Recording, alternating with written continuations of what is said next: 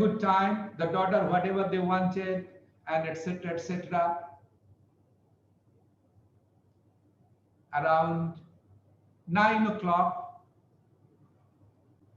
the boss sent back the employee's wife and employee's daughter. And by the time that particular employee who was in the office, he saw 9 o'clock. Oh, he immediately rushed to the house and he was scared.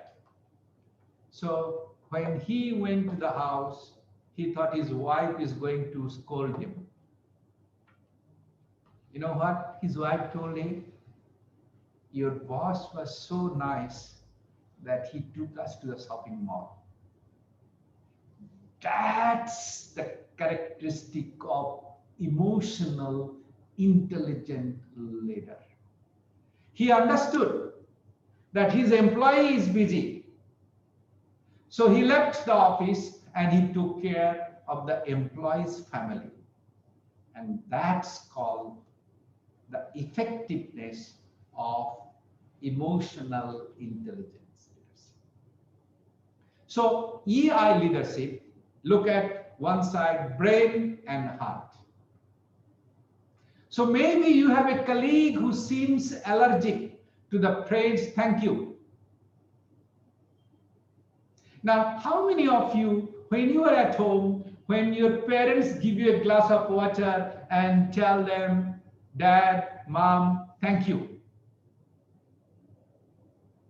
If you don't say, that means you have not developed that emotional intelligence leadership within you. Nothing wrong to tell someone thank you. Maybe you have worked for a boss who was oblivious to growing burnout within the group. Maybe the person coaching you but does not offer you practical example, actionable advice. These are all examples of people who lack emotional intelligence. And unfortunately, they are quite common. You don't want to be the one who can, you want to be the one who can listen attentively, give feedback constructively, and put yourself in someone else's shoes. That crucial thing called empathy. So as you are a student now, you should inculcate this fine quality. Now, why do you think monks are revered? Because they have inculcated these emotional intelligence leadership, the meditation, the prayer. It is not just realization of God. A meditation and prayer is a part of practice to enhance our emotional intelligence within ourselves. Because then we become a self-awareness. Then we become self-regulated. So we don't go. I don't say I go and pray because I want to realize God.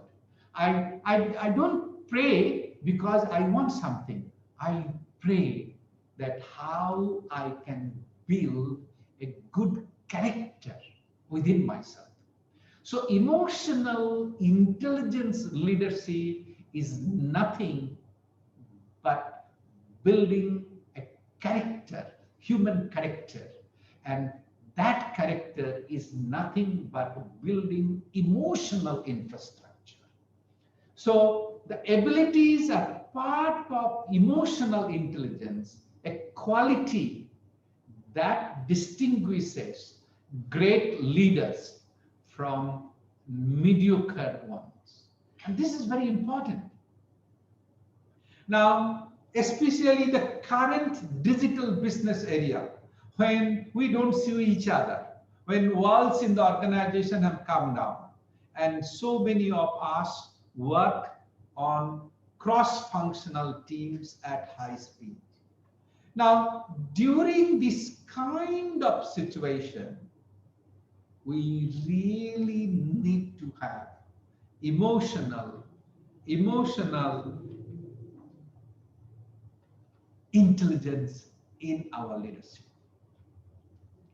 Now, often, just now I heard, we are not talking about religious. We are not talking about religious. And religious is nothing but building a human character. So whenever you heard any kind of preaching, think is nothing but you are building your emotional character. And now, as you are student, as we live in materialistic world, we talk about business, we talk about profit, we talk about loss.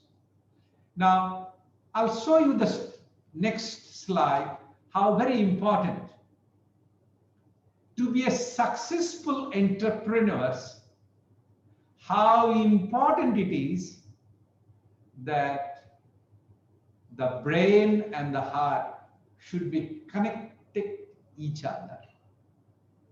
No, I'm a leader. I am an employer. So my employee always must listen. An employee should not go against me. That attitude we need to stay away. The attitude of humility. Now, as you heard that I have traveled more than 100 over countries, I have seen life, richest life, not only seen, lived with them, worked with them. I have also seen life, the poorest on the earth. I have lived with the poorest people. I share with you that once I was in Rwanda during civil war time, and I saw a man was sitting on the street and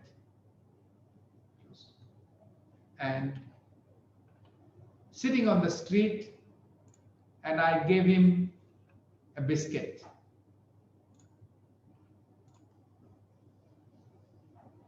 And while he was putting the biscuit in his mouth, and he died. And I said to myself, I wish, and I regret until now, I wish I should have given that biscuit to his mouth. Now, these are understanding self-awareness, understand my ability. So after seeing all of these, I quit my job as a full-fledged professor. I wanted to start up something which will create an impact. I quit, started Lincoln. In 2002, I didn't have money. And today, we offer more than 100 programs. We offer bachelor, master's, PhDs. We offer medical. We offer dentistry, pharmacy, nursing, and so forth. Now, all these offerings is nothing but the example of entrepreneur. The successful, emotional, intelligent leaders if they have